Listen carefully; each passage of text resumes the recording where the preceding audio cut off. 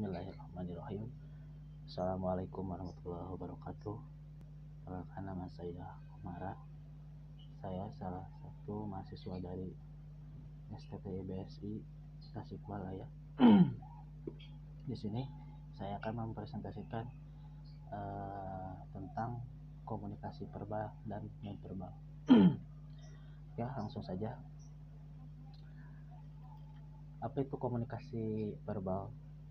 Komunikasi verbal adalah bentuk komunikasi yang disampaikan komunikator kepada komunikasi dengan cara tertulis atau lisan.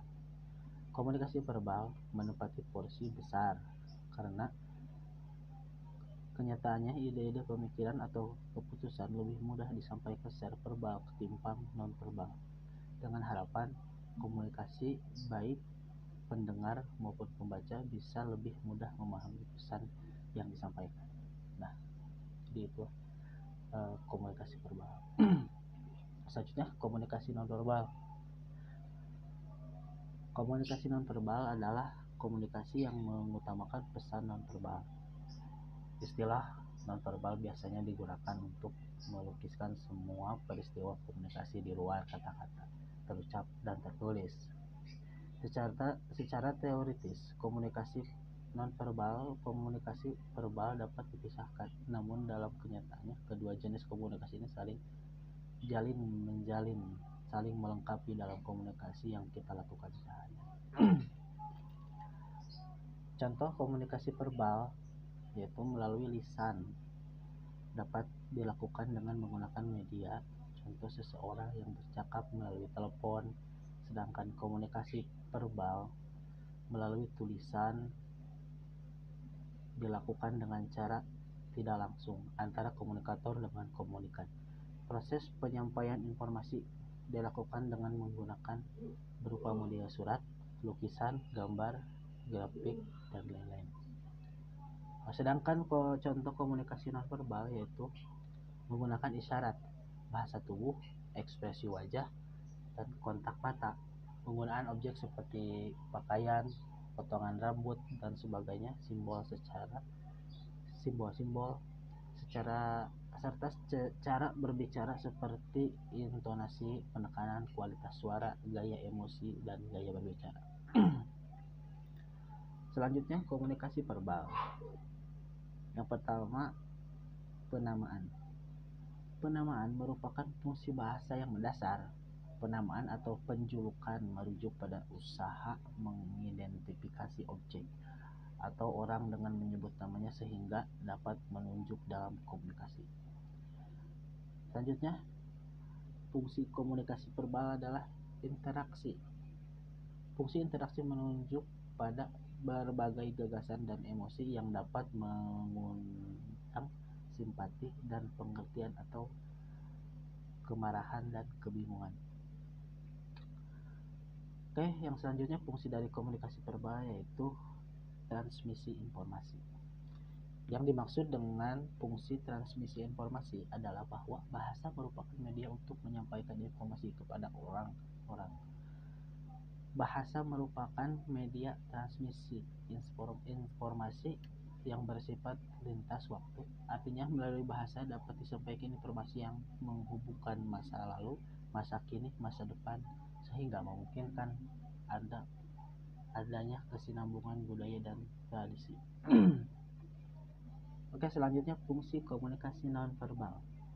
Yang pertama, repetisi. Perilaku nonverbal dapat mengulangi perilaku verbal. Misalnya, Anda menganggukkan kepala ketika mengatakan ya, atau menggelengkan kepala ketika Anda mengatakan tidak, atau menunjuk arah dengan telunjuk kemana seorang pergi menemukan WC. Nah, itu jadi sebuah isyarat ataupun refleks ya, bisa di. Selanjutnya, fungsi kedua, substitusi. Perilaku nonverbal dapat menggantikan perilaku verbal. Jadi, tanpa berbicara Anda bisa berinteraksi dengan orang lain. Misal, seorang pengamen mendatangi mobil Anda, kemudian tanpa mengucap sepatah kata pun Anda menggoyangkan tangan dengan telapak tangan mengarah ke depan, sebagai kata pengganti tidak. Selanjutnya fungsi ketiga, kontradiksi. Perilaku non-verbal dapat membantah atau menentang dengan perilaku verbal dan bisa memberikan makna lain terhadap pesan verbal. Misal, Anda memuji presentasi teman sambil mencibirkan bibir. Ya. Selanjutnya, aksentuasi. Memperteguh, menekan atau melengkapi perilaku verbal. Misal, menggunakan gerakan tangan, nada suara yang melambat ketika berpidato. Isyarat non-verbal tersebut disebut affect display.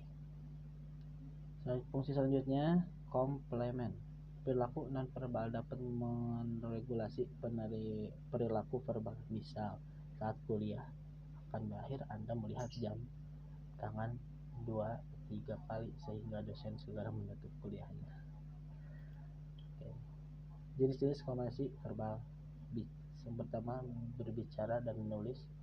Berbicara adalah komunikasi verbal vokal, sedangkan menulis adalah komunikasi non-verbal. Contoh komunikasi verbal vokal adalah presentasi dalam rapat atau dalam ruangan ini. Kemudian contoh komunikasi verbal non-verbal adalah surat menyurat bisnis.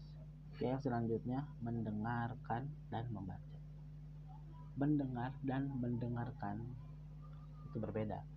Mendengarkan berarti semata-mata mendengarkan bunyi, sedangkan mendengarkan adalah mengambil makna dari apa yang didengar. Mendengarkan melihat 4 unsur, yaitu mendengar, memperhatikan, memahami, dan mengingat. Kemudian membaca adalah suatu cara untuk mendapatkan informasi dari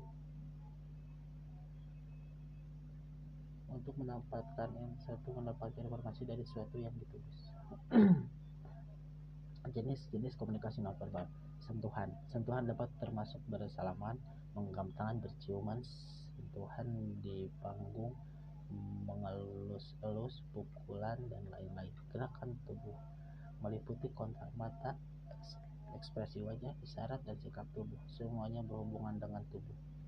Yang selanjutnya proxemic. Bahasa ruangan, yaitu jarak yang Anda gunakan ketika berkomunikasi dengan orang lain, termasuk juga tempat atau lokasi yang Anda yang berbeda. Selanjutnya, vokalik adalah unsur non-verbal dalam satu ucapan, yaitu cara berbicara. Ilmu yang mempelajari hal ini disebut paralinguistik. Contoh, nada berbicara, nada suara, keras atau lemahnya suara, kecepatan berbicara, intonasi, dan lain-lain. Oke. Mungkin sekian yang bisa saya sampaikan. Mohon maaf jika banyak kesalahan. Assalamualaikum warahmatullahi wabarakatuh.